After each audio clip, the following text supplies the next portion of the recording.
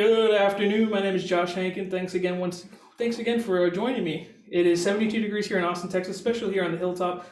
And welcome to another installment of All Access Garage. Today, I'm going to introduce to you a very special band, a band that I've listened to since high school, someone that near and dear to my heart, the band Meltt. Thanks for joining me. Today we have Chris, James, Ian, and Jamie. How's it going, guys? Hey, how's it going? Good. Thanks for having us. Yeah, thanks for having us. Appreciate it. Of course, yeah. So, just kind of, talk about it and everything. You guys are going to be performing here at South by. How does that feel to be soon here, be in Austin, Texas for you guys? It's unreal. It's a bucket list for sure. Yeah, it's really awesome. Great stuff. We're super excited to be going down. We're supposed to go down a couple years ago, and that all got canceled. So we're really happy we can make it back.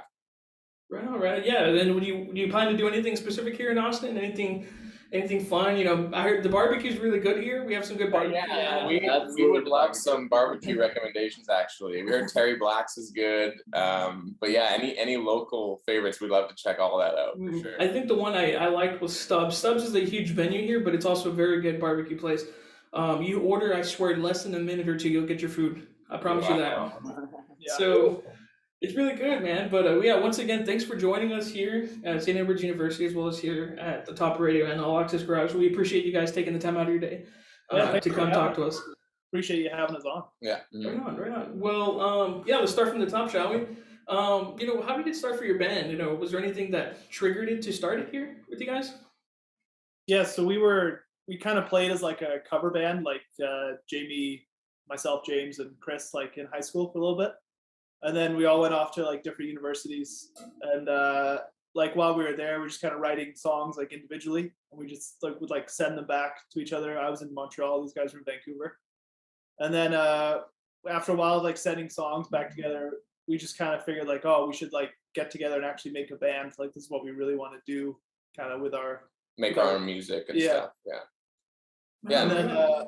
And then we made one album, our first album together with three of us. And then EP, but yeah. And then we added Ian to the mix, and he's just been killing it since. Thank you. Yeah. Definitely. I mean, again, the albums you made and the EPs, they're just amazing. I think there's just a groovy sense to them when I'm listening to them. I feel like, in a way, you kind of can get high to the songs, right? Just jam out to them. That's what we're going Yeah. I remember back in the day, man. I never smoked, but my buddies who would. They would always go ahead and for legal reasons, right? We can't, but they would go and just put these songs on. It's just such a groovy tune to it. I think there's something with the music that you make that's just so relaxing and so interesting. So I can understand why. But I guess maybe at a whole band level, or perhaps on an individual level per you guys. Was there anyone who kind of inspired you possibly to get into the music scene? We were in it from such a young age, I guess. I remember me and Chris have gone to school since kindergarten, and he was always playing guitar, even back in grade 1, 2, 3.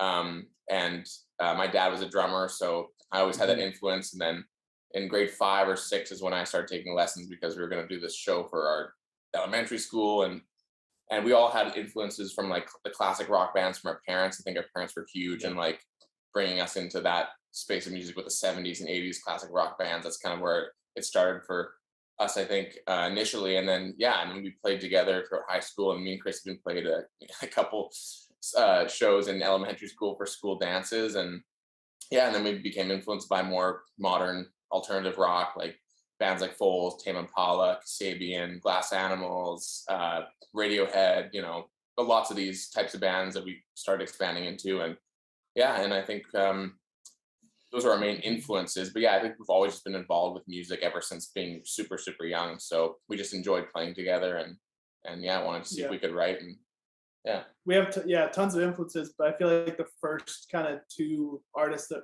made me personally think oh, maybe we could do this.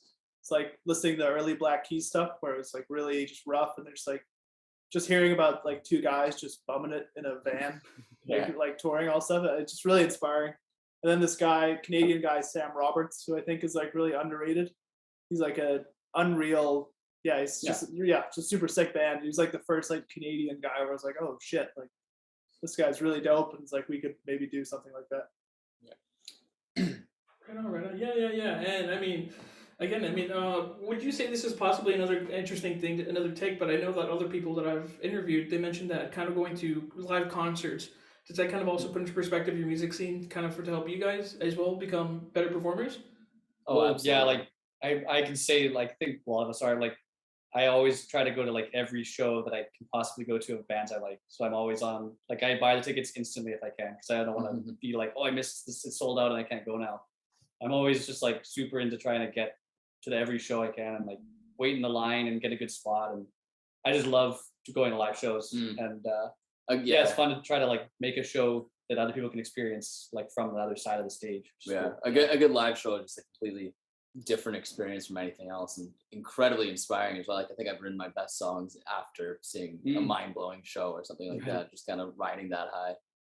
No, yeah, definitely. I think and I think that's why I'm pretty excited to see a lot of bands. I have like a whole bucket list of bands, but one of the bands is your guys, and I'm fortunate enough to go see you guys in South by. And I think, kind of to your point, it's more of seeing you guys live. It kind of inspires me because I've picked up recently a hobby of just playing on the guitar, and it's just more of like me just trying to strum it out, but I'm terrible. Let's be so just kind of trying to get different vibes from different bands. I can totally understand why that's something you guys can see that as well, for sure. Yeah, it's definitely helped shape what we've made. Like obviously the influence of like, oh, like I can see that career is like inspiring, but then also just different bands we blatantly say we take inspiration from. Like I think like for example during the Visions era, I think the Glass Animals album Zaba was definitely a strong influence for us then. A lot of other bands too, but just kind of seeing those kind of things live definitely makes it seem more tangible and like, oh man, you could do this. It's Yeah, like, yeah. not just a recording that's impressive. Oh yeah, definitely, and I totally get that. I think that's something that a lot of people can probably agree on with that. But for you, is there, I guess, a background to the band name Meltt? Perhaps is there kind of a story behind that name for you guys? The main thing was like we always wanted a name that, like, have you ever heard of the band Junip? Like It sounds familiar. I can't say I know like any spot. Jose Gonzalez plays in it, but it's just like it's a word that doesn't really. It only means that band, and we like the idea of like a word that was just like you heard the word and it was just our band. Like there was no other like peripheral kind of thing to it. So we like threw around ideas, and then we ended up going with Meltt because we kind of thought it was like sounded sort of like the music we were making. Yeah. Obviously, it's kind of like the word melt, but it also like it kind of represents like the style of music we play, and kind of represents us like through that word in a way. But also, obviously, adding the extra T kind of gives it another like vibe, like also like the physically melting, like extending, and washiness. And it's also like it's kind of an easy word to say. It's one word, it's strong, and we also have some, heavier rock stuff. So yeah.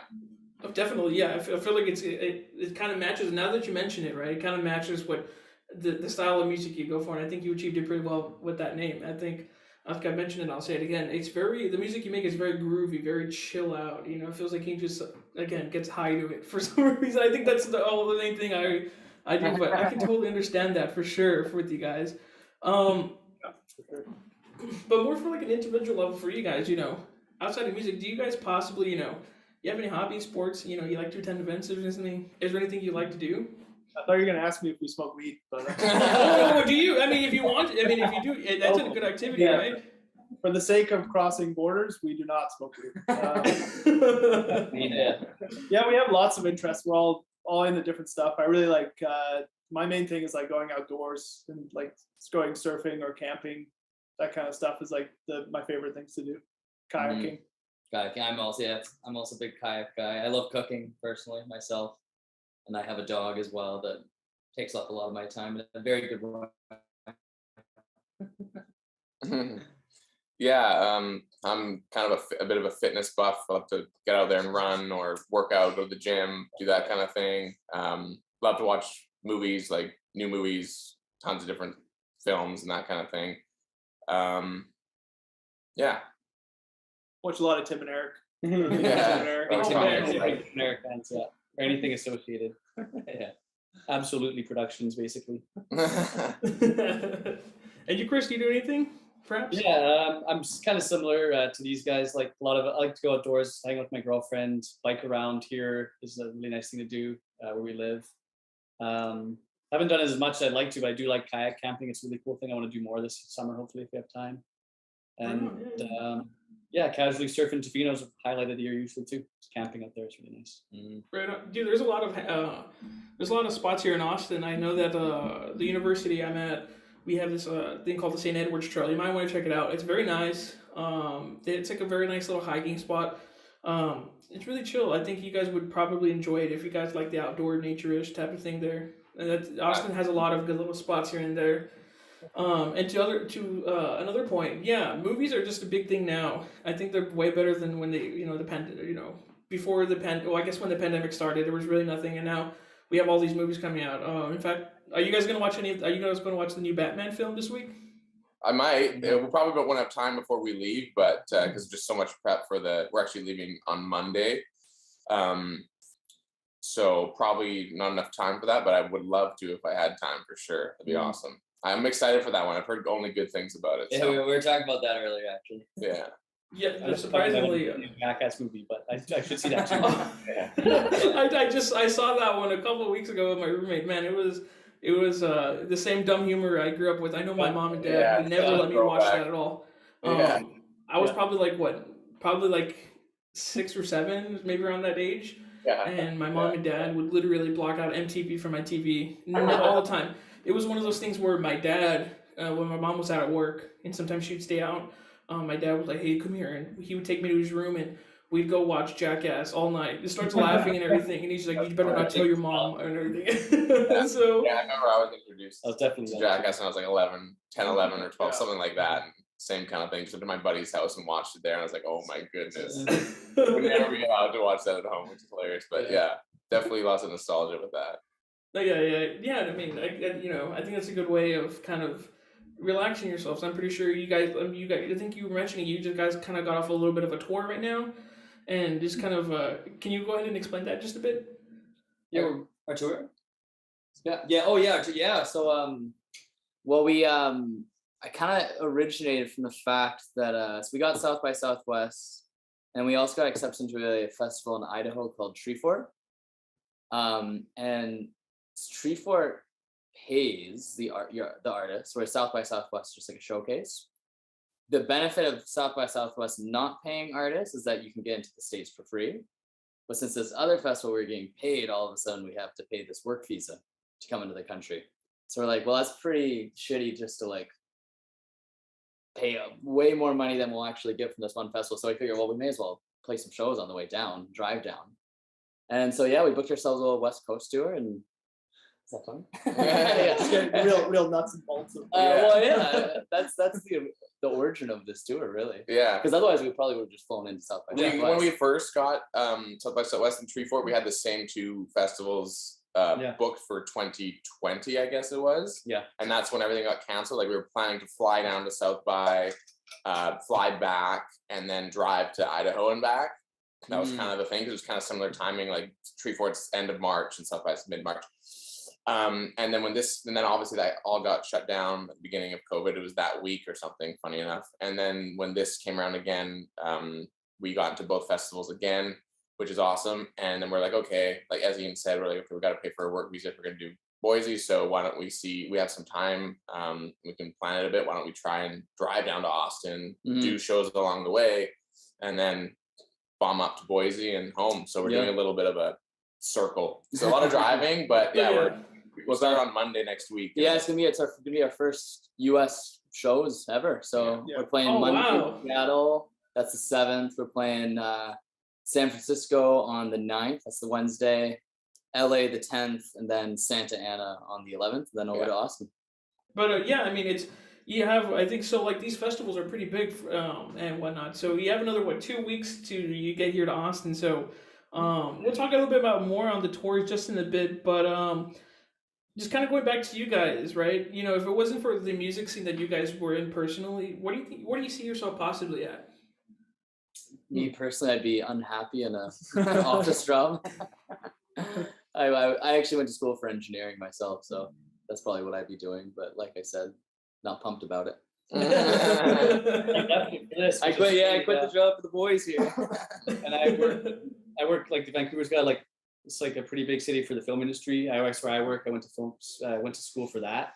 So I have like a job and I'm in the union here for that. So that's probably what I'd be doing, but I'm really fighting to not do that for the rest of my life. So hoping to make this really work. So Yeah, I don't really know. Probably like unhappily pursuing academia because that was kind of my main thing. To be honest, this was like always what I wanted to do. Basically, when I hit university, I kind of knew. yeah. Good old valedictorian James. over Yeah, here. threw it all away.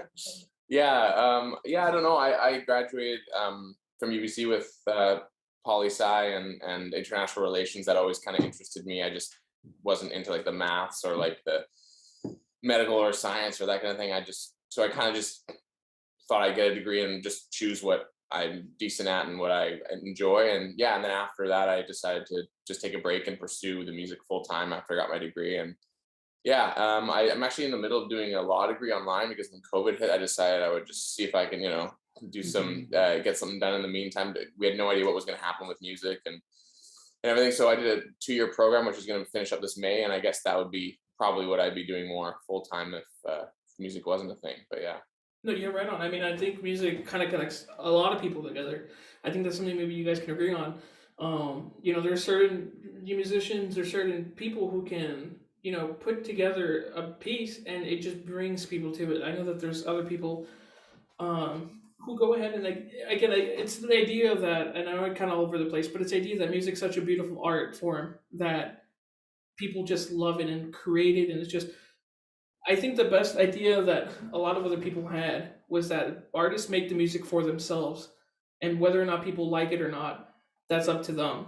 So I think that's kind of a good thing that you guys kind of had the same mindset, kind of doing that. And I mean, I had the chance to. If I knew how to probably properly strum a guitar and probably do that, I probably might have followed you guys. But Lord knows I'm terrible at that. You gotta start. Yeah, you gotta start somewhere. Yeah. We all were brutal when we first started playing. It's a tough. It's not easy to learn an instrument. It takes a lot of time and determination. The main thing is how much enjoyment you're getting out of it. I would say is always the most important thing. No, definitely, and I think that's something that is important to keep up on. And it kind of leads on to our the next question, which will tie into this one in a sense. You guys, like you mentioned, you guys were going to come here to South by Southwest, do all these tours and whatnot before the pandemic started, and then the pandemic hit. So, how has the pandemic hit you, and how have you tried to overcome it as of now? Yeah. Well, yeah. At first, it was we had released our first full length LP in September 2019, and trying to build on that and promote that, and getting some festivals, South by and Treefort, and trying to play shows. And then so when it all happened in March, it was a huge bummer. We were obviously all super disappointed, and we realized we wouldn't be able to play shows for a long time. Like, we had no idea at the beginning kind of how long it would be, but a long time.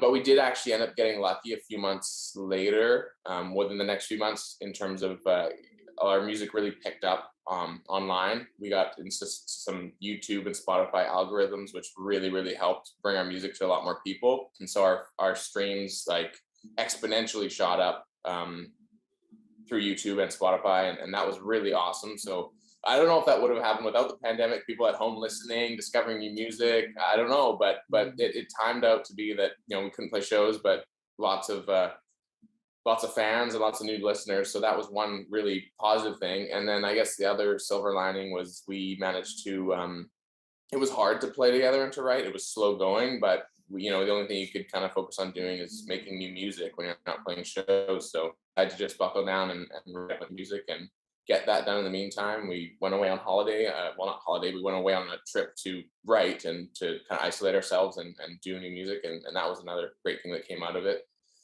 So yeah, I mean, always positives and negatives. It definitely at first was super disappointing, but in the end, we're lucky that we got these shows again, the same festivals, and now we've built a much larger fan base, probably as well because of the pandemic. So definitely a bit of both, Yeah, definitely. It was I'm really sorry. interesting period of time because it was obviously, like, everyone will say similar things, but it was kind of like a time where everyone was shut down. Like, there was no work to say no to, or there was no social gatherings to say no to. So it's kind of like genuinely just at home, content, just time. I didn't have to work. I couldn't work. So it was kind of an interesting period of like kind of learning a lot of the tools I already had owned, like music plugins or like instruments, synths. Kind of like developed a lot of skills, and like I think like I learned some, developed a lot during that solo time actually, which was nice. And then it just helped, like everyone kind of had some ideas and demos, and then we could kind of work off the new record from those demos basically.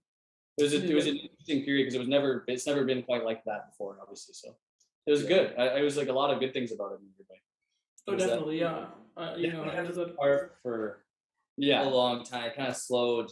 yeah, Yeah. slow. Kind of like, well, a lot of this new music that we've been working on and started releasing was all done during the pandemic, and would have been a lot faster had we been able to get in a room together every day. What we were all being pretty careful, especially at the beginning there when the actual fear of COVID was much more prevalent. It kept us apart and kept us Writing isolated, trying to write music, which is obviously a thing you have to do together. It's not easy to do that when you're all apart and you're just trying to send each other demos, and there's just little tweaks that you would do in a room if you were together, and you're having to kind of like give notes while you receive another bounce, and the guys to. It was really, really slow and difficult, but we kind of had all the time in the world at that point, so at least that was kind of the case. So No, yeah, definitely, because I know that a lot of people were mentioning how they would record something and send it to their friend, the other bandmate, and then they had to send it to everyone else. Kind of had to form together and then send it back. It was kind of like an ongoing thing that would made it difficult, and I'm sure it kind of was similar to your situation where everything time slowed down a bit for you guys, and it was just very difficult. it was kind of interesting because we had one period of time like where we were together. We went away for a month and isolated together for one period of time, and the amount of work and stuff we got done in that period of time was crazy. It was tons because we were just every day pretty much playing and developing and writing, and so you did we got tons done. We had all these like very skeletal demos that we needed to realize and arrange and write to, and did tons of work, and then come back, and obviously we had all that progress, but then your production just goes straight down to like a snail's pace from there, so it's kind of, it was nice that we had that period to really get a lot done, but then when you come back and you're moving at like an exponentially slower pace, it's a bit frustrating, but it was what it was. And yeah, I think it also let us sit with the music for a long time and develop it over a long period of time, which is different than normal, and we're kind of forced to do that. So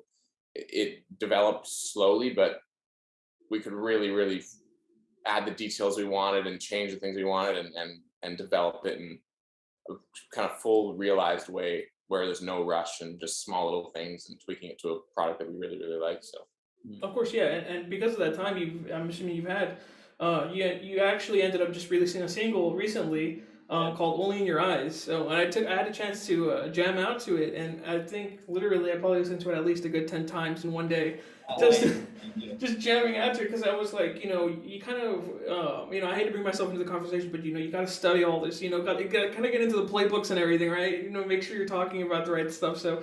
But while doing that, I jammed out a lot, and I think you guys killed it with this song. And I'm really eager to wait for the next couple of songs you're releasing, or possibly an LP later on. So, I'm pretty excited for that. oh, thank you. that's awesome. Appreciate that. Thanks, man. you have lots to be excited for. We promise. Yeah, Oh, yeah. definitely. But kind of looking back at your previous tours now, right? You guys went ahead and you've done a lot of stuff beforehand. How has it kind of shaped you and put the music scene in perspective for you? Have you picked up on any things that the audience has done? Have you done anything to prepare differently for going into live music scenes, perhaps? Any superstitions, possibly? Maybe you go ahead and tie your left shoe first before you do your right. I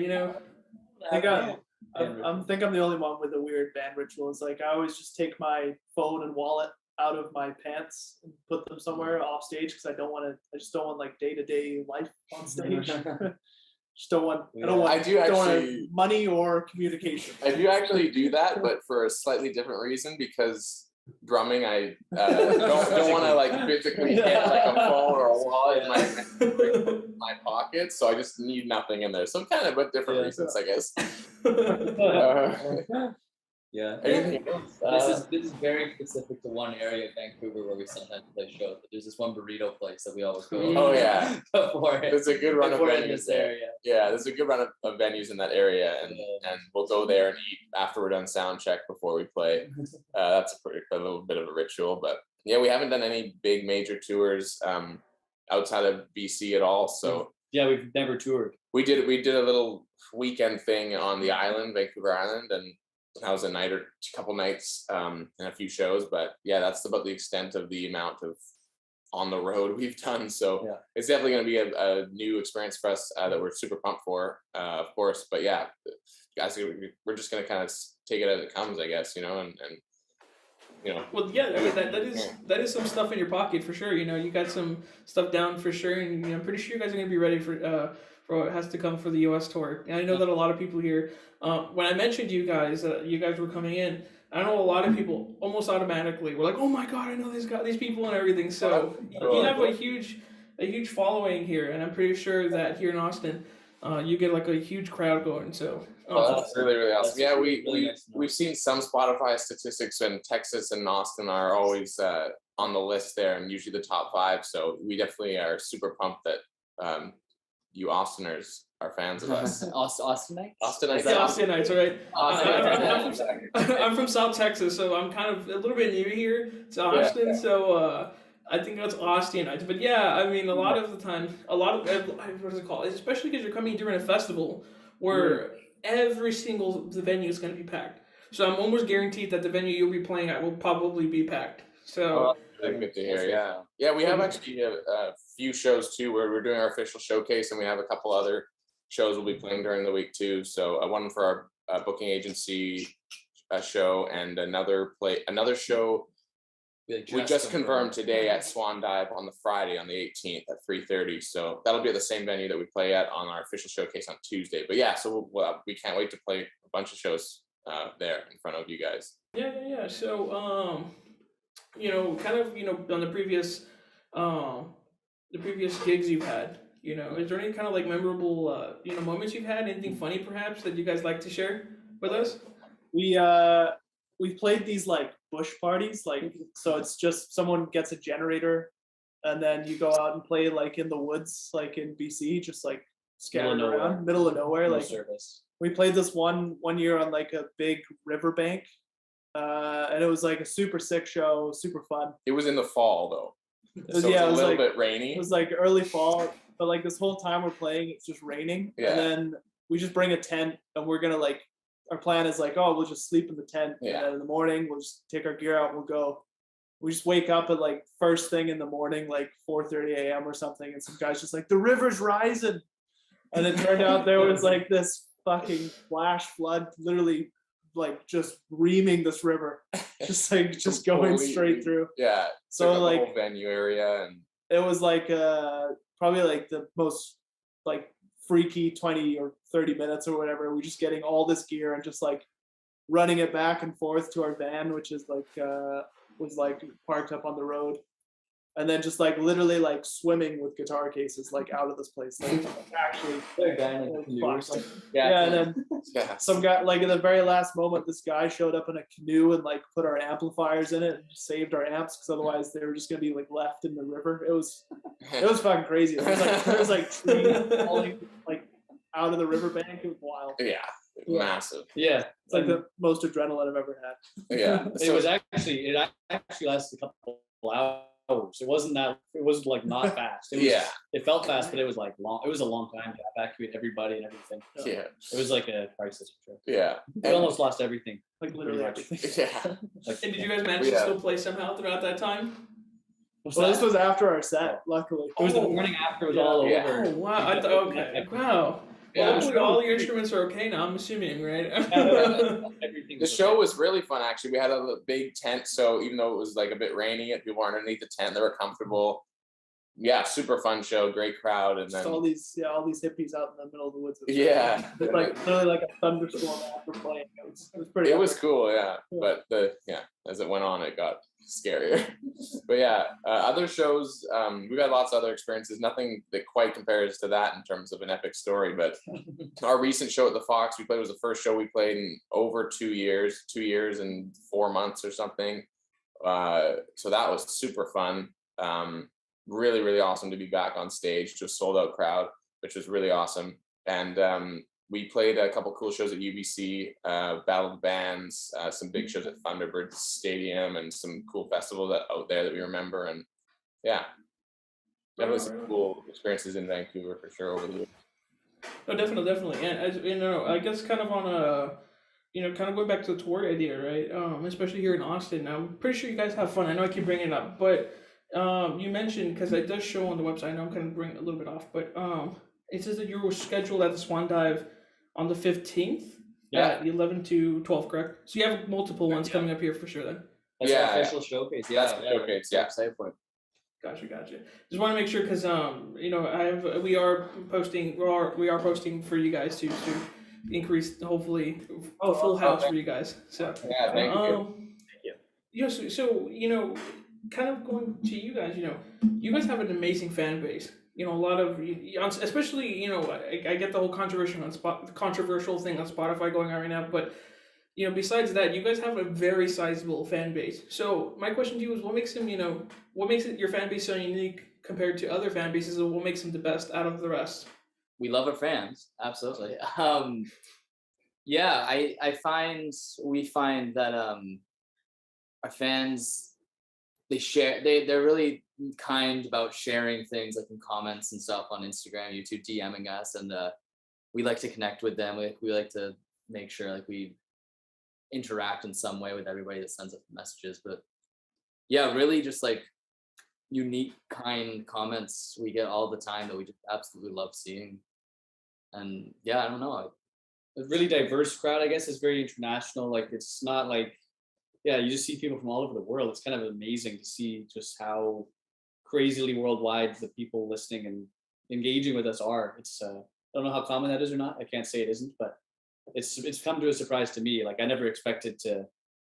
I'm just happy that anyone's listening, but the fact that it's so widespread is pretty cool. I mean, it's amazing. Yeah, I think we're all just so stoked that anybody is like interested or listening that it's like we really want to like get to know who these people are and stuff. So I don't know, every time we're like shipping out vinyl and stuff, like if it's a new country we've never shipped to, I'll write like a little note being like, you're the first person in this country that's like ordered vinyl, like send them some stickers and stuff. Just cool to like communicate with people. And then like Instagram DMs and stuff, like we always try to respond and like talk to these people.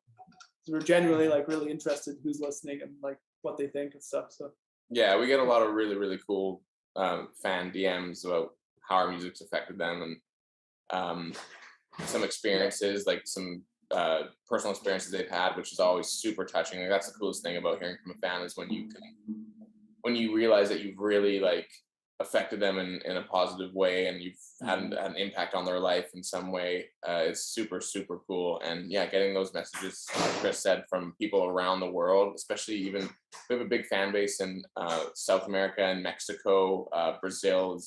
Mexico and Brazil are really, really big for us. Obviously the States is one of the biggest audiences, but just having like those pockets in Thailand and Mexico, Brazil, Peru, all these places that you wouldn't think that your music could reach, or you'd be surprised at, and getting Spanish DMs and having to translate them, and but they're and our fans, I think we always are surprised that when we like, if you look at Only in Your Eyes, like on YouTube, like the comments are just so overwhelmingly positive and friendly and complimentary, that it's really humbling for us to see that from so many people in so many places. And yeah, we have really, really awesome fans in that way. Definitely couldn't be more thankful for that, for sure.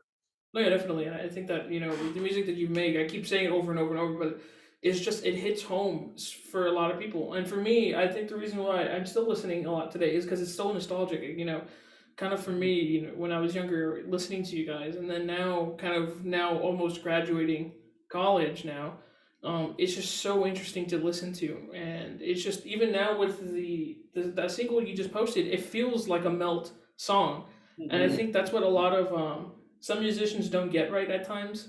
Is Mhm. some songs of theirs don't sound like their songs. They sound. I mean, I get the idea of trying to experiment with stuff, Yeah.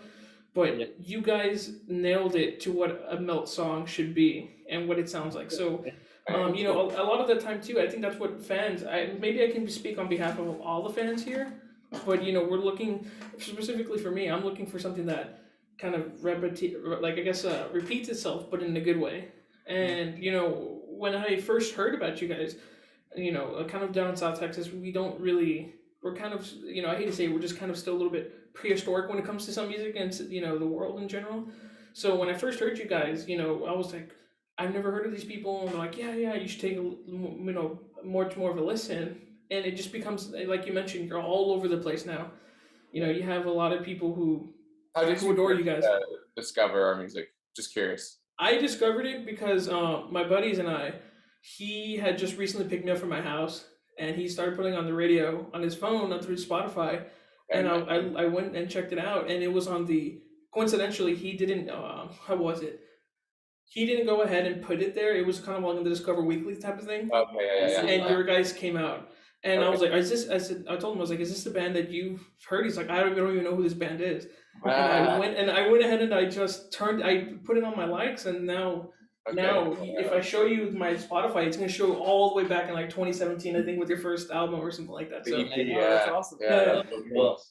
so it just goes to show, and to your extent, to your point, yeah, it connects a lot of people. It helps a lot of people, and like I mentioned, music is an art form that connects people, and wants them to work together. But kind of, a question personally from me to you: have you guys ever decided to make like a Discord, probably for your fans to connect with each other? think we Someone actually haven't. made I one. wanna Someone say it made one, yeah. exists, but we haven't really interacted with it in a way that we probably should yet. Yeah. I remember something about a Discord being made. There is though. one. There Yeah, is one, I'm yeah. on there. I haven't actually. I should check it. I think I checked it recently. I don't think anyone was on there for the new release yet, though. I checked. I know. Hey, join I- the Discord.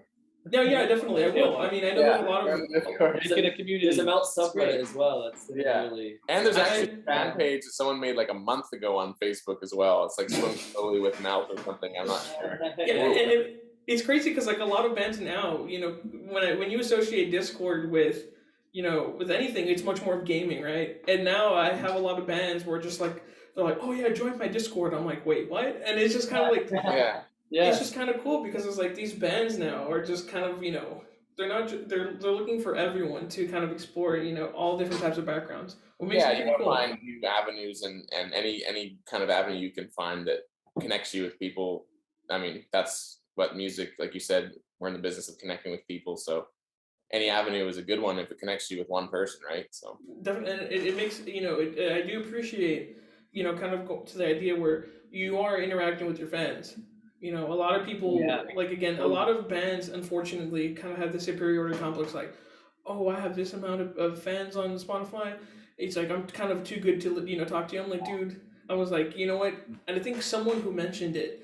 I don't know if you know the band The Idols, but just kind of they were I was jamming out to them, and one of the concerts they said, you like, don't let these bands don't let them be better than you because of you, the fans, you're what makes the band.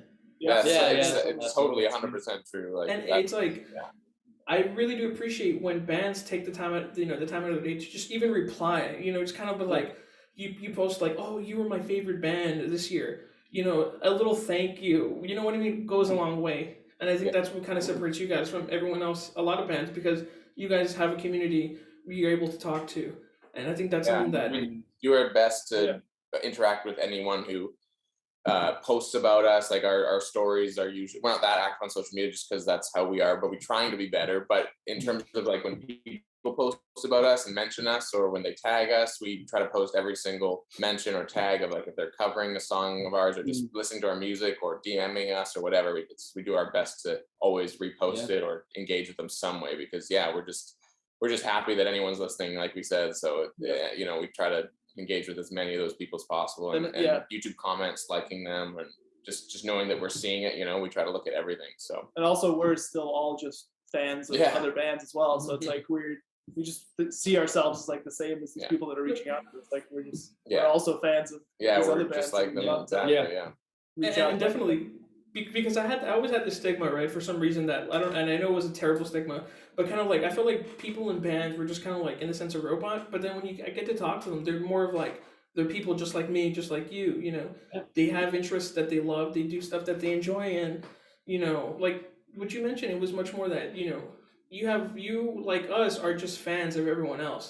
Yeah, Yeah, I think that every creator is just, you know, always going to be a fan of someone else. Everyone's obviously inspired by someone, and everyone is into something, like you said, you know, whether it's music or even something else. We're just all just people that are interested in different things, and so yeah, we're the same as any one of our fans. You know, we have bands that we go crazy over, that we comment on, that we, you know, would love to have the same interaction with. Yeah. So for us, So yeah, it's it puts a smile on everyone's face, you know. The first time any band noticed me, I literally, you know, I went to my mom and I was like, "Mom, look, someone responded to me." And I was just so happy, and it's just like, because it makes your day, you know.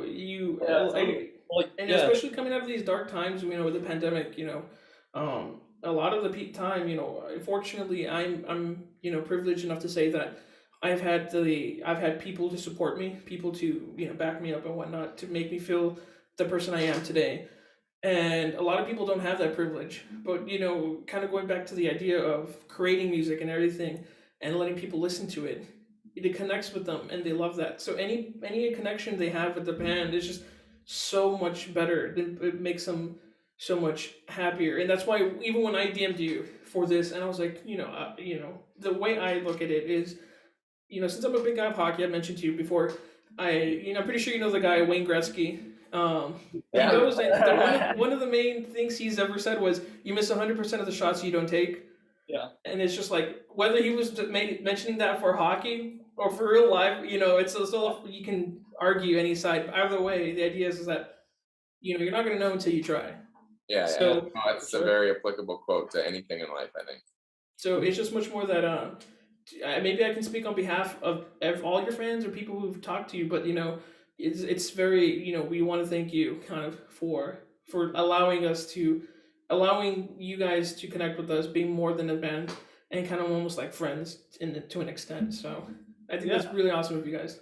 Well, we're For just sure. I would super just- appreciative of you yeah. guys too. You know, I would just say thanks to everyone that listens and like reaches out. Like it really means a lot to us. Like it genuinely really does. So, yeah, every single fan is so appreciated. So And we can't wait to finally meet some, like in real life now in the US. Like so many people have even messaged. yeah, They said they'll it's be at the funny. show. It'll be kind of nice to actually see them in real life and talk. It's to them, funny to you see know? like seeing numbers on Spotify. And that's what we've been looking at basically for 2 years now. So it'll be yeah, amazing just to kind of numbers. Yeah. go see people. Some of our favorite interactions.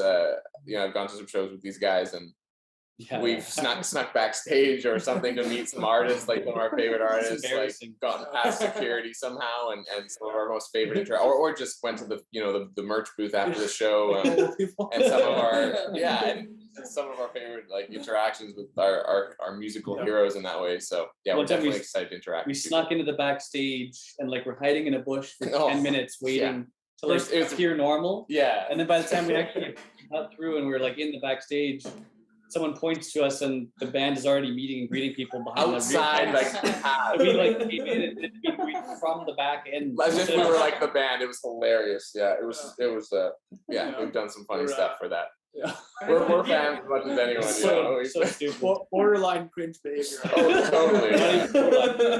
It'd be kind of funny if you guys had the same scenario happen where someone else came doing the same thing with you Oh, we guys. definitely would I'd be understand flattered it. if someone's We doing would that. totally understand that because we've been there. Yeah. Right on. Well, Well, yeah, no, again, I mean, again, it's again, you know, I'm just happy you guys are just very lighthearted, talking, you know, just willing to, you know, just willing to just take the extra step to have people be really appreciative of you. So, kind of on a final note for that one, you know, thank you on that. So, Well, no problem. Yeah. Thank everyone. so kind of going back into your band, right? You know, how does a song come into existence? I know that you know, just kind of pulling up the Spotify right now. You know, you have a lot of songs. In fact, I think one of the songs, "Love Again," has over like 5 million listens on that. So if you can, just kind of, you know, how does a song come to exist for your band? You know, there's some Well, themes you try to follow, perhaps. each song would have its own tale, I guess. Like they're not like, oh, every single song is like this. We definitely don't have a formula for creation. No, I mean it's never a clear answer of how, but for Love Again specifically, that one was just like playing around with Arteria VST synth program, which we literally just watched like a video of this artist Nils Fromm and another guy, is Oliver Arnolds, and they were playing on this synth, and it was like an inspiring like session, and so it just caused us to want to open this VST that emulates one of the synths that was being used in that video. And then there was just like a patch that kind of had the pretty similar to what that synth patch is in Love Again. And then basically I just was fucking around with settings of the speed of the LFO, and then just played some chords, and then started looping those first chords, and then just quickly just add a couple layers, and then like the verse was kind of existing in like 15 or 20 minutes. And then we were like actually just like about to start recording that album while that was happening, for example, on that song. And basically the next day wrote the chorus for it, and then we worked on it as a group from there and developed the final idea. And then luckily we were able to record those drums in time to actually be able to finish producing it for that Swim Slowly album. It was barely in there. Yeah, sometimes songs come like that. It'll just be like one of us working on something at home. Like James will come up with a guitar thing, and he'll flesh out like a verse and a chorus, and then we'll bring it into the room, and then obviously we'll add our own touches. I'll add real drums, and it'll kind of either totally change it or it'll just complement what he's doing. Sometimes Chris will do something like that. Sometimes Ian will bring in a song that he has fleshed out, like not fully, but a good skeleton of what chorus, verse, or some kind of changes. And then we'll come up with like a bridge, or maybe it'll be a verse and a bridge, and we'll come up with a chorus, or maybe it'll be just one arrangement, just a verse, and we'll have to come up with a chorus and a bridge, or maybe it'll be, sometimes it's just a chord, like a riff, a guitar riff. I know for a couple songs like Deeper Water, that intro guitar riff on Deeper Water, it came from some long 45-minute jam that we had, that I had on a voice memo. And we took just that riff from it and developed a totally different song around it. Everything kind of came from that initial riff that was in a different part of a crazy long jam. We used to do these crazy long jams, and then sometimes we'd pick certain things out of it. So each song is definitely developed in a very different way. Sometimes a lot of it's done in the room, like Deeper Water, where we have a riff and we'll just develop the whole thing. Sometimes these guys have their demos and we'll bring it in and just do small changes. And yeah, like the song SOS was a James say, like, and that was pretty much exactly how it is in the record. Is a lot of those layers in the demo were just used. So like some of those magic bits that just occur when you're writing it, they actually save. It's kind of cool. A lot on this next batch of music we've been working on, a lot of stuff snuck in from like those very first recordings. The idea coming to life, literally being recorded. Magic in it sometimes you just can't reproduce. Yeah. Yeah, and I mean, as far as the lyrics go, is there kind of like a story you guys possibly try to follow? Is for some, I know for some albums I listen to personally, they have stories that follow throughout the beginning to the end, or do you guys have its own story per song? I think it's probably per song, but then at the same time, there's definitely like Thematic, similar themes that are in our mind while we're writing the songs. And then like, I don't know, we'll be working on a particular idea or something, and then it'll come up again, but sort of expanded upon in a different song. And then you keep doing that, and then like over the course of the whole album, you sort of get like a story starts appearing a little bit. It's not like it's definitely not like a prog rock, like we plan out a big narrative or kind of thing, but it seems to slowly happen. Like I know on Swim Slowly it kind of did, and then on this new album there's definitely like similar themes and sort of a story going on. Yeah, I think we all contribute to the lyric writing. Some songs are more one of us, and then we all come in and kind of change it. Some songs are totally like mixed with all this, and then so it's different. But I know this time we kind of separated the songs. We did the music first and separated the songs, and we each kind of approached a certain group of songs individually, and then we all came together and edited it ourselves. And when we came together for the first time, we realized that there was a theme, that there was specific imagery, specific ideas that we had all kind of touched on in a different way, but they were all like kind of popping up again and again. And that was really cool because, I mean, I guess we were all informed by the music itself, but it's cool that we could kind of come up separately with the same theme, and that worked into this new album. And as James said, there was stuff in Swim Slowly that kind of made that thematically coherent as well. But I think it goes back to like what we talked about with connections with music. Like it all comes from an emotion, it all comes from an experience. And so we each kind of bring in our own experiences and emotions and whatever we're going through at the time. And usually because we're together so often and because we're all, going through different things, but together, like it kind of informs that theme and that particular piece of music and makes it somewhat coherent. Right on. And right now, I know we'll touch upon it a little bit later on, but would you guys say you have kind of almost the same music taste, with all of you guys combined? It's Perhaps? similar. There's definitely a spread, but Yeah, we kind of have like some core bands that like we all like love Yeah. together, and then there's all kinds of different little artists. Yeah, I think we each have, like we each have like a core band, and we each were kind of brought up with, like I said, those classic rock bands, and then we have our modern bands that we all agree on. But then each of us have our own like outside tastes. But I also think we all like. I think all of us all really like a lot of different stuff too, which helps a lot. Even though we might not have, like, we each have our own specific tastes, and we each have different tastes for sure with certain things we don't agree on. I think we all have a ton of different type of music that we like. Yeah. I think we, like, when we came together, we started with like a very like concentrated, like mixed selection of artists that we really liked, and that we were kind of like directly sort of playing off of. And then like for this new stuff, I think we've all just like brought in our own influences of other stuff we like, and then it's kind of just made something more interesting. And I feel like we're developing our own voice a lot more with the new songs, kind of. And then we also have Ian, who's like our obscure music guru guy. We'll just bring in random shit that none of us have ever heard of. Yeah. Right on. So I'm gonna bring the hard questions right now, right? You can say you're in an island. You only have 3 songs out of all of your songs you made. You can only pick 3 songs. Oh. What would it be? Kind of. Yeah, each get 3. You guys can individually pick, but it's I know a lot of people say like their songs are kind of like their kids, so you're just gonna have to pick your 3 favorite kids and shove the rest in the corner. What's out now? I guess we have to choose from only what's out now, because people won't understand if it's stuff we're. Well, I mean, if you want to tease everyone, you can. Yeah. True. Yeah. That's all the new songs. Yeah. Do you want to think that? Me, okay. Let's go from what's out now. I gotta do the latest single, "Only in Your Eyes." Absolutely love it. Just the old stuff that I enjoy the most, especially playing. "Fool of You" is one of my favorite songs to play live, and probably "Wash Over Me." I had a blast playing that one all the time.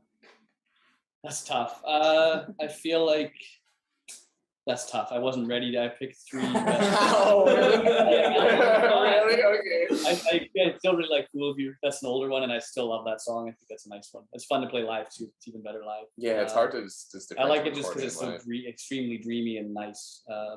Yet heavy. And the studio version does have a different thing, which is nice that we don't do live too, which is like that end vocal thing. I like how that works in the studio one. But I don't know. I guess I almost tended to be the most popular 3, or probably my favorite 3, which is kind of funny. So I think "Love Again" and "On Your Own" are also like some of my favorite ones. So yeah. So 3. So That's "Love Again," "On Your Own," and "Fool of You. Yeah, Top Okay, 3. cool. I'm not gonna plug the latest song. I will plug the latest song. I actually genuinely do really like our new single, "Only Your Eyes." It is super fun to play live. It feels like different sonically. It feels like it's building on what we've done in the past, but there's a lot of like new colors and stuff in there. And then I love "Love Again." That's probably one of my favorite songs. But then there's a few that I like. I really like lyrically a lot, so maybe I'll just do like a lyric once. I'd probably go with like "On Your Own" or "We'll See" or "Wash Over Me." Like those ones lyrically I really like.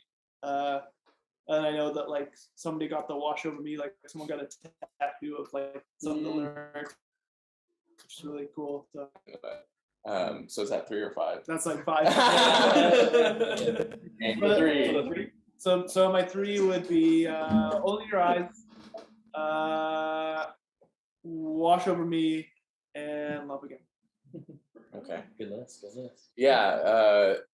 it's tough. I will also pick Only in Your Eyes because I really, really like that one. It signifies a different, well, obviously the new release, and kind of I think for us, it's like you said, it's a Meltt song, but it's also a kind of a brighter, more dancey and groovy song, and so yeah, and I really, really like that song. So I'd choose that one. I would choose Love Again, I guess, because it's a Meltt staple. It'd be boring. And then I'm having a really tough time between On Your Own and Watch Over Me, but So pretty much I'm the gonna same. go with On Your Own because they picked Watch Over Me, and I think they gave it a love.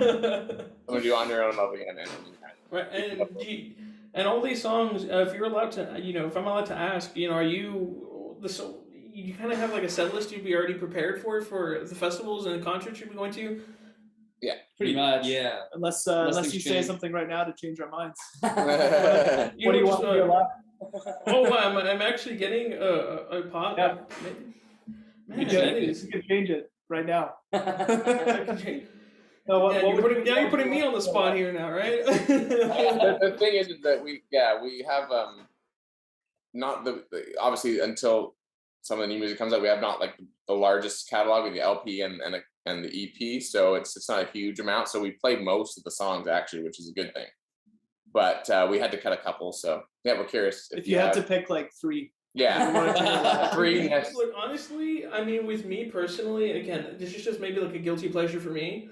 Would probably just be "Full of You." I think that was probably one of the first songs I've listened to. In fact, that is the first song I listened to. Yeah.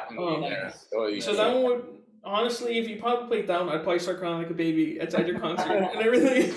But yeah, it might have a special moment in the set for you. I'm like, oh my god, just everything, right? But that would probably Love Again, and kind of like what you mentioned, it was a staple song, and I think that's probably the one that killed it, honestly, for everything. It was really awesome.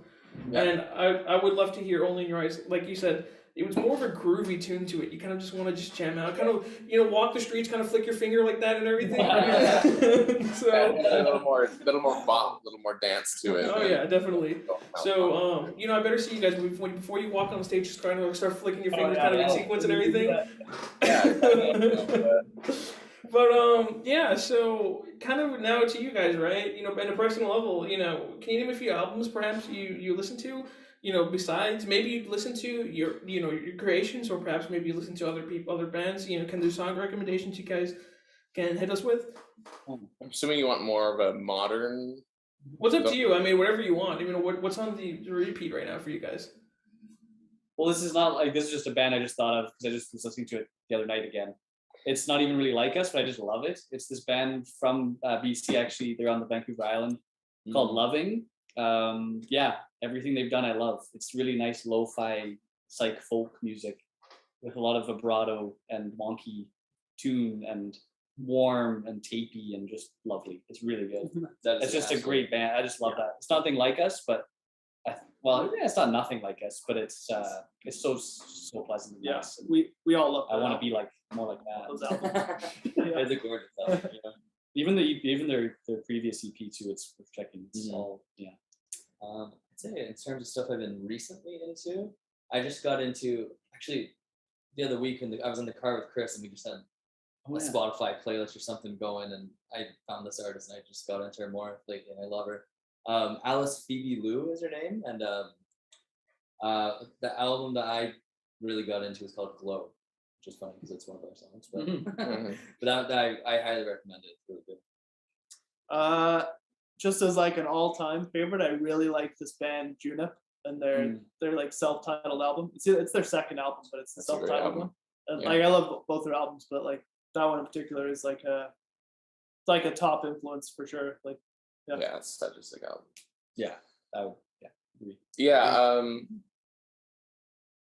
There's a bunch, obviously. If I was to say like albums that like absolutely modern albums that I've listened to over the last like 5-6 years that have influenced me a ton, a couple that stand out would be Currents, Tame Impala, Holy Fire by Foals, Zaba, Glass Animals, Those would be three massive Those influences. are kind of like the Meltt core. Yeah, personally, and the Meltt core. Oh, and you know what? One that's a little less Meltt core, but more like one that I absolutely loved when it came out would be 4813 by Kasabian. Just like as a whole album, I really dug that when it came out. And then one that really recently came out that I've been listening to a ton as an album is the new War on Drugs album. Oh yeah. Yeah, it's really, really sick. Is the whole album called I Don't Live Here Anymore. Yeah. So yeah, that album is really, really awesome. And obviously all their other albums are really sick, but just that recent one. And do you guys find yourself ever listening to your guys' music just randomly at times? No, I skip it. Well, the thing is that we do so much listening to our music when we're mixing and making it. Like we have to listen to songs over and over and like hundreds of times each song, just like while we're making it and mixing it. Yeah, that it's hard to put on later and come to it fresh. However, I've listened to Swim Slowly like after taking months of a break during the pandemic, and I listened to it on a road trip, and I really enjoyed it. And that was nice to actually be able to listen to it fresh without being like, I've heard this so much. Yeah. So I feel like the only time because I feel the same way, like we just heard it so much in the process of making it. That's kind of like our enjoyment of the song is the making of it. Yeah. But then if I have like a couple beers or something, then I just feel like there's some distance between me and the music, Totally. and Yeah. I can like appreciate it more or something. Yeah. Feel separated from it. Yeah, it has to be some kind of separation. Either with time, like with Swim Slowly now, there's some time apart from hearing it, Just that or state of some mind. beers, yeah, or some beers. Yeah. No, definitely. I think Oh, another artist just to shout out that I think is a good influence I love is the band Starfucker. Oh yeah. yeah. Pretty much the whole catalog. Yeah, they're sweet. Amazing. Yeah. So- So love them. We And kind of like a Yeah. so many bands. Tycho. and kind of like a maybe a guilty question for me, but do you guys collect vinyls perhaps? Yeah, maybe you guys are kind of big on that.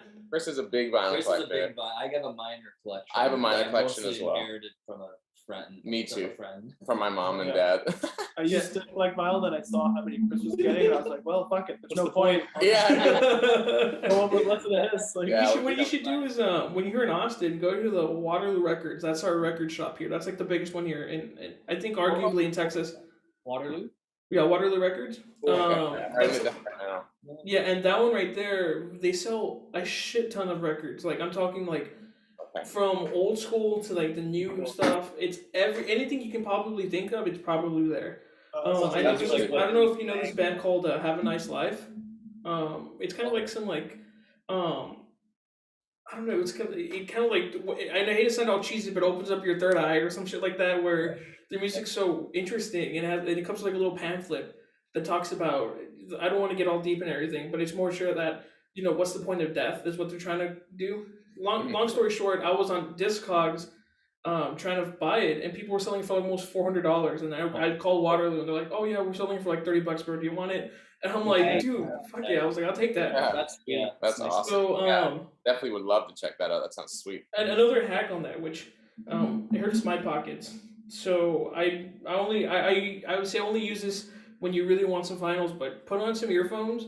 And you know how the old saying is never judge a book by its cover? What I do is I look at some album covers. I'm like, you know what, that looks pretty cool. I go on Spotify or whatever and just start streaming the song, streaming the album. And I'll leave with like, thinking I'm gonna spend like buy one or two albums. I ended up coming like 6 or 7 albums in my head. Yeah. So yeah, it's super important. We know a lot of fans that even comments on YouTube have been like, "Oh, we saw the album cover and we just thought it was a cool picture, so we listened to music and they liked it." So Yeah. But and kind of going back to that one, Only in Your Eyes. That was such an interesting album cover. I thought that was it looks so dreamy and everything. I really do like that a lot. So I think that was an interesting pick on that end. But that's all done by the same guy that did all our other artwork as well. This guy Carrasca. yeah, he On, did all our Instagram. singles and our Swim Ridiculous Slowly talent. album. Super talented guy. Yeah. and oh my god! And I guess that now that we're on that, I kind of have to ask, what's the idea of the Swim Slowly? It's kind of like a space station or something like that, where there's a train in space, and I was like, holy shit, that is nuts. Thanks, yeah, It's a departure from your daily life. exactly. Take you on a trip. Yeah, and I was just like, that is so groovy. Just looking at, and then I'm looking at some more. There was just like a car flying with some like Yeah, moons in the back. yeah. So, The old man, panel. Yeah, yeah. No, it's he did all that, and he's a super talented collage artist. Um, we actually we're lucky to come across him on Pinterest. I think is where we saw that image he had, and we contacted him. We're like, well, this is perfect for our album. And yeah, been working with him ever since. He's just there's something about his art that obviously we all love, which is one thing because obviously everyone has different tastes in art as well, and so we all unanimously love what he does, and it also just fits with the music so perfectly. Yeah. So we've It's nice to have worked with him cinematic again. imagery to go with it all. Yeah, yeah, definitely. Again, I just all the art that you've made or he's made that you had in your albums, it's just so awesome. I literally can probably have him as like my home screen and everything because it's just yeah. so, No, give him some love. Like he's on. I don't know if you know him on Instagram, but yeah, it's Karaska on Instagram. He's worth checking out because he does tons of art in that same style, collage art. And he's super super talented. So he's worth following for sure on social media. And yeah. Of course, yeah, definitely. We'll go ahead and for sure plug them for sure on that. But kind of going back to your band, you mentioned you're working on a new album. I know you can't really say too much about it, but is there anything you can probably give us, when it might be coming out, what's going to be in it, what you expect? If you're willing to share it, maybe you want to give us all the songs names. I don't know, man.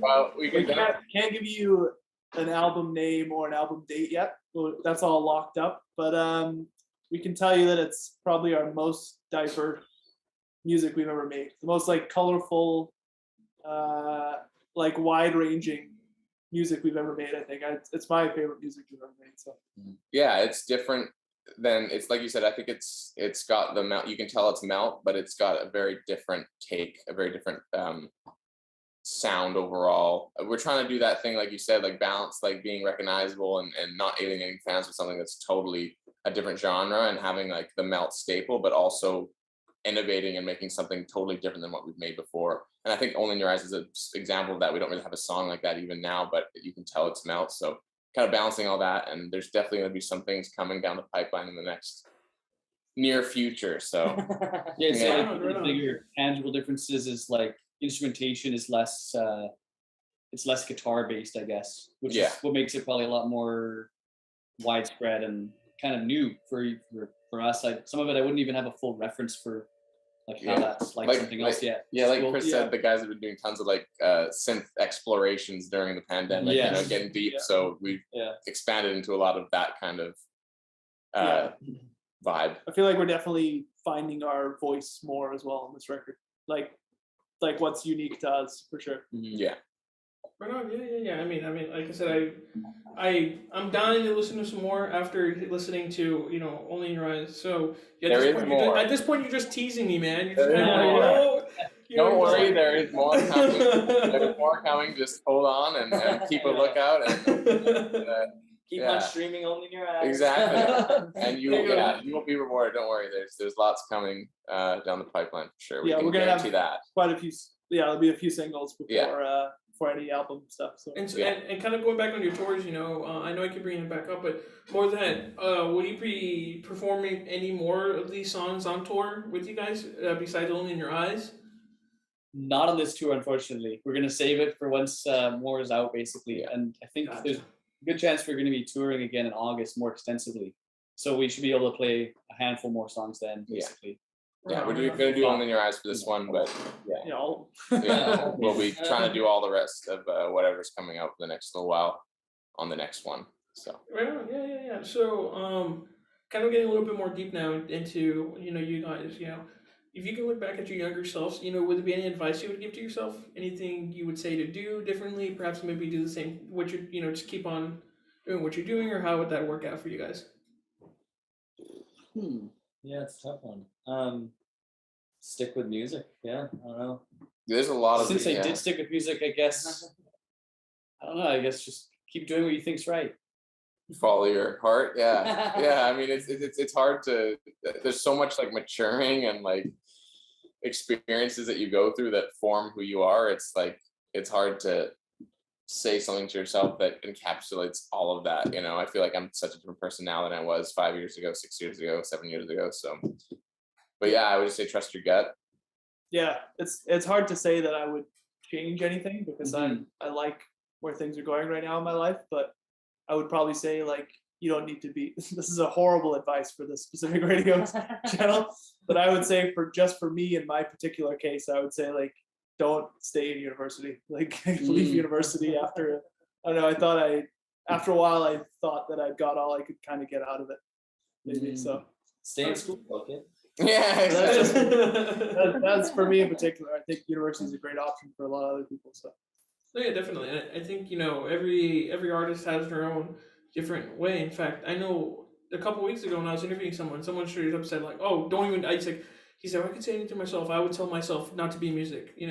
It's just it's every artist is different. I feel like and I think kind of going back to what I was mentioning about a stigma. You kind of feel like everyone's kind of the same. But then until you actually talk to them, you realize they're not the same. They're people just like you and I. And Yeah, same thing. Every person is different. Like exactly. Like James said, like for him, maybe that would be the best thing. And if you have like a situation similar and you have something else outside of it you want to pursue, but you're staying in a situation just because you think that's the thing to do, maybe it's not. Maybe you have to trust your gut and pursue that other thing to the fullest. And maybe for you it's not. Maybe you should finish that degree or finish that job or finish. You know what I mean? And it's different for everyone. Like you said, different artists are different, people are different, and artists are just people. So I think it's just about trusting your gut. And if you have something, some motivation, some dream, some goal, and you think could be doing something different to pursue that, then do that. Trust yourself. Yeah, I definitely. Yeah, I totally agree with you. But yeah, guys, I want to, like I said, just thank you guys for stopping by. I'm gonna talk to you guys after we're done with the show, but just kind of for right now, we have any closing thoughts or statements? Anything you want to plug? Perhaps your Instagram. I know you had something going on your Instagram. Anything you want to plug in specifically? Come see us on tour. Yeah, Yeah, anyone in Seattle and San Francisco and LA and Orange County and Austin, of course, and Boise. We're going to be playing there we're starting Monday. We got our show in Seattle and we'll be going down the West Coast. So yeah, come say hi. Yeah, come say hi, come say watch hi. the show, listen to the new song, and definitely be on the lookout for more stuff coming out down the pipe for sure. Right on. Well, like I said, thank you all for just stopping by, taking the time out of your day. We here at St. Edward's University, especially here at the All Access, we all appreciate you guys just taking the time out of your day just to come talk to us. And again, here in Austin, there's a lot of inspiring artists to want to start something and just trying to get an outside perspective of what could I be doing or whatnot. You guys make it easier for people. Just to kind of listen to other people's stories and. I think, or to an extent to what I mentioned earlier, kind of exploring people's music to give yourself, a general idea of what you should be doing. I feel like it goes a long way. So, once again, thank you so much for just taking the time, and I appreciate you guys. Thanks for having us. Yeah, we really appreciate having us. Yeah, we can't wait to be down there in Austin and meet some of the people in person. And yeah, we're super happy to be on. Appreciate you reaching out to us. Right on. Thank you so much. Thanks guys. Yeah, thanks, man. Thank you.